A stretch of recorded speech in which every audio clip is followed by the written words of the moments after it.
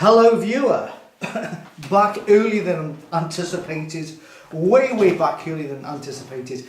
But the reason why I'm back so early than anticipated, as I've just said, is because I've just read the earth-shattering news, I've just watched the earth-shattering news, that the governing body members have decided on another big reveal, and have decided to let us all know, let all truth seekers know, the identity of the King of the North. Because as we know, since the USSR broke up, whenever that was, 2 decades ago or longer, can't remember now, it's been a bit ambiguous. Nobody really knows who's the King of the North, who's the King of the North. And so, any Jehovah's Witnesses come to, we wait for Jehovah to reveal.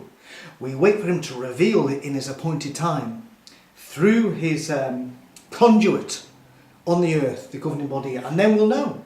And then we will know. And so it came to the big reveal by a governing body member at the annual general meeting or whatever it is, which they did somewhere across the Atlantic. And I was waiting for this. I was thinking, wow, that this is going to be big. And if they'd come out and said the King of the North has now been identified as somebody who wasn't connected to the old Soviet Republic, I would have been, surprised. And maybe I would have thought, my God, that they are taking a bold step here. If they come out and say, oh, it's, North Korea, I would have been shocked. Or Syria, or somebody. I would have thought, wow, there is a bold step. But to actually come out and pats on the back, pats on their own back for this one, to actually come out and announce that the King of the North is Russia, is just farcical, as though that's some massive truth. And you can just imagine all the witnesses, lapping it up. Oh, thank you, brothers. Thank you, brothers, for telling us it's Russia. And I reckon half of that audience would have been thinking, I already thought it was Russia. I'm confused. Who am I? I thought it was Russia. Because, yes, ladies and gentlemen, when we've always referred to the dominant world powers since the end of World War II, we've always referred to them as the Soviets or the Russians. It's a bit like calling people from Britain, the Brits and English. They're sort of tied in the same there. To be honest with you.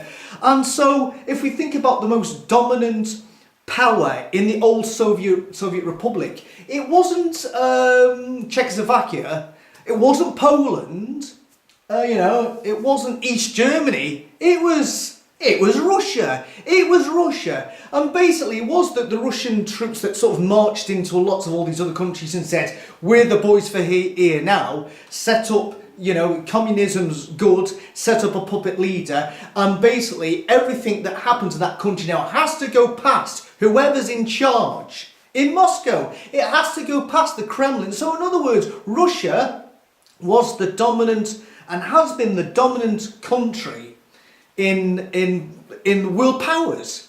In the Cold War, who's had the most troops, who's been sort of vying for power with America, it's always been Russia. It's just bizarre. It's bizarre for them to just all of a sudden come out and say, this is the big reveal, it's Russia. Well, what's really changed? It's not as though when the Soviet Republic sort of split up and all these other countries decide to say we want to control our own destiny now. It wasn't that all of a sudden Russia all of a sudden, just all of a sudden lost ground in its the power that it had to influence. My God, it didn't even really go away. They still had all those nuclear weapons. They still had their massive army. And what did change? To me, there's nothing changed at all. For them to come out and say this, to me, quite frankly, is absolutely ridiculous. I think a lot of witnesses must be thinking, where's the reveal? And these guys, and this is the worst bit about this is, these guys have come out and said, if there's ever one phrase when it comes to Jehovah's Witnesses which has been misused and overused, it's this phrase, prayerful consideration. Prayerful consideration. And the reason why they use that phrase, it legitimizes everything they're about to say.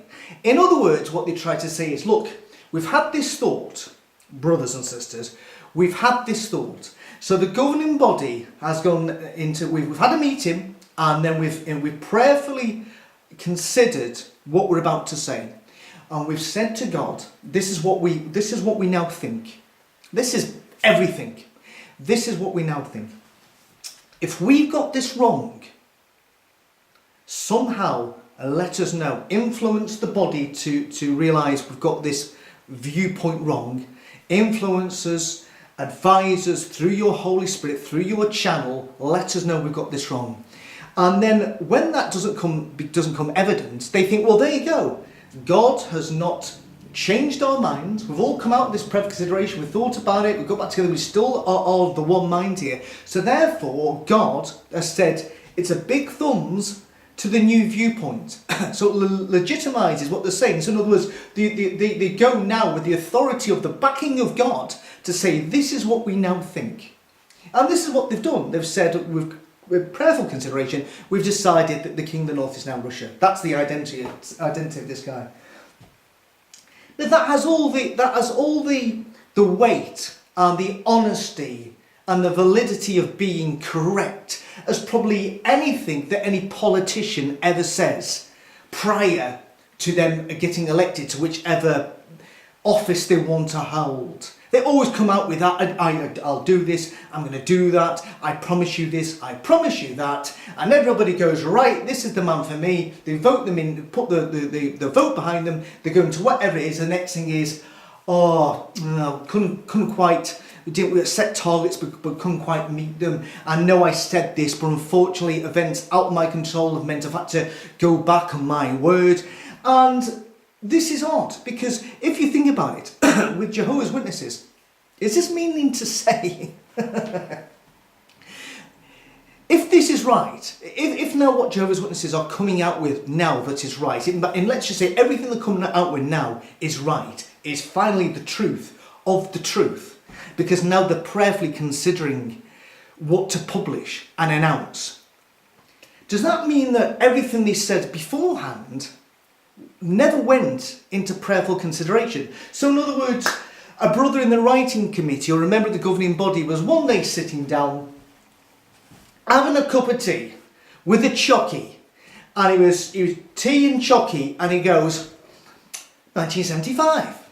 Is that what happened? Honestly, is this how decisions were made on putting in fulfillment of prophecies, that nobody beforehand prayerfully considered anything they were going to say?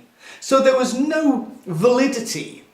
It wasn't legitimised by God. It was just somebody coming off their own back, their own interpretation, while they're having a chockey and a coffee. So in other words, that's how we can now say, oh, by the way, the brothers, when we announced this, 20, 30, 40 years ago, or even 10 years ago, it wasn't prayerful consideration. Now we've done the prayerful consideration. Now we really, really, really, really, really, really have the truth this time. It is just a joke. I honestly don't know where to go with this. And I don't know why I watch these JW broadcasts, because they just completely infuriate me.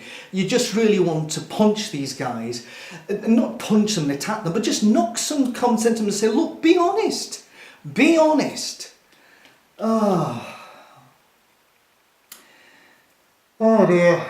And as part of this broadcast, you saw this really strange thing that they were saying, this attack by Gog and Magog, that after Babylon the Great has been turned on by the United Nations, the wild beast, Then the United Nations and all the rest of the nations, Gog and Magog, then turn basically the whole false religion at this point has been destroyed. And then the jobs are good, and now the Gog and Magog, including the King of the North and the King of the South and whoever else wants to get on board at this time, the Boy Scouts Association, whoever wants to come on board at this time, they look around the earth and they only see one religion still worshipping their God. Oh my God! And then you see that picture where you get all these intelligence officers in one of the recent publications, and you see pictures of like governing body members on the screen, as though the CIA, the FBI, that all the different countries have their little intelligence units. They're all focused on one thing: what's going on in the Bethels around the world. What's going on bugging the phones, and I don't know, a camera in King James Version Bible or whatever it is. This is how absolutely deluded these people are. They think they're that special. They really, really, really do. And they're convincing 8 million other people that they're that special too. When I recently put up a video in relation to how I just picked a country like India and said how Jehovah's Witnesses can say that the United Nations are going to close down every place of worship in the world. It's just nonsense when I just compared a country like India, which has like 4 different religions with loads of temples and mosques and churches and what have you. How could they even do this?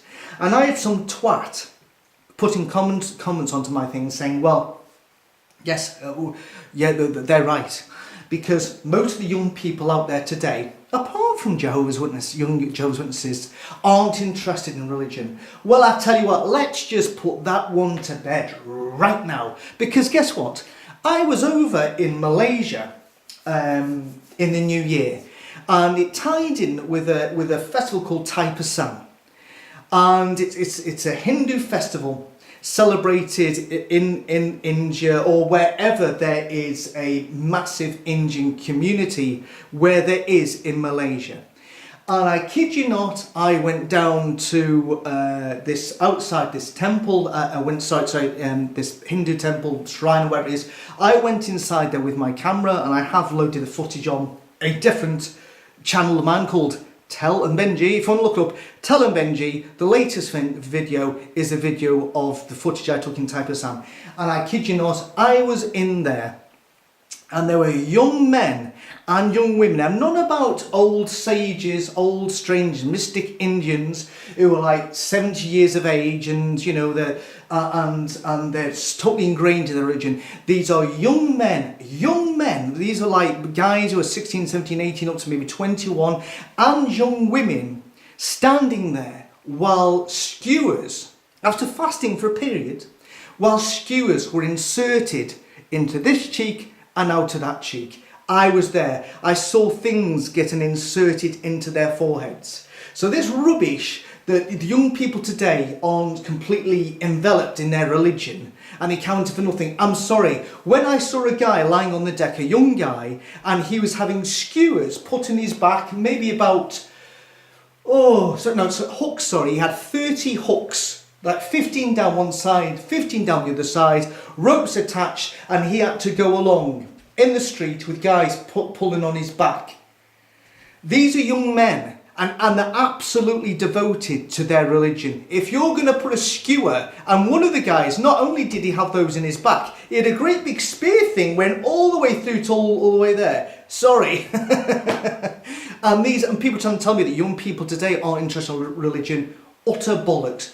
I saw, and this is not just one people. I stood there in a procession late on the afternoon, and loads of people were doing this walk, there in the heat of the day with stuff in their back, with stuff in their mouths, with things impaled into their backs and their stomachs, because they truly are believers in whatever form of this, in this Hindu religion or whatever god it was that day. Truly believers. So for anybody to come out and say youngsters today aren't interested in religion, just go to Type of Sam, just see these guys going into meditative state and having these things put through what they're doing because they really are believers. So anybody to then go and say that the United Nations, as the Jehovah's Witnesses are saying is, are easily going to go up to these guys and say, oh, by the way, boys, temple's closed today. There's no skewering today. There's no skewering today. Sorry, your back's free today. Somehow I don't think that's going to happen. Somehow I think these guys' religion. If you said to a Jehovah's Witnesses, oh, by the way, we're not going to work today. We're just going to skewer ourselves in the cheek to just show how we are devoted, or we're just going to, or we just hold down your 17-year-old while we put all these hooks into his back. Can you imagine them doing them that? No, I would take carting any moment of the day. Please, let me do carting. Carting's better than impaling yourself. And yet the carters, think that they are somehow, we're close to our God, and these guys actually impale themselves. So sorry, at the end of the day, as I said before, this whole myth that somehow, the United Nations turns on religion, puts them all out, every temple, every mosque, it's all closed. There's only Jehovah's Witnesses are practicing. It's a joke. And the worst thing about it is these absolute clowns in the governing body, after prayerful consideration, are convincing millions of Jehovah's Witnesses that yes, their faith is the most powerful faith in the world. Utter nonsense. If you believe in anything, if you really believe in something, your faith can make you do amazing things. But getting skewed in the mouth and carting, I don't know whether Jehovah's Witnesses have that much faith that they would allow some elders to skewer their back. I don't see it somehow. So how in the world they think that they're going to be the only ones left after this massive clamping down is just ridiculous. And it just sums up how utterly deluded not only are Jehovah's Witnesses, but the people who run the organisations as well. They should be ashamed of themselves. They should be ashamed of themselves by making these people believe that they are so special. Honestly, it infuriates me. They think they're so special. And the worst thing about it was, of course, because when I belonged to them, I thought I was special too. Even though it didn't make much sense. That sounds like a lyric for one of my songs, it is. And I'm going to leave it there. I will return back with my Jehovah's Witnesses, and there's no such thing as coincidences at a later date. But in the meantime, I just thought I'd do a quick video about the fantastic news that the King of the North is Russia. Thanks again for watching, and leave any comments that you wish to. Bye bye.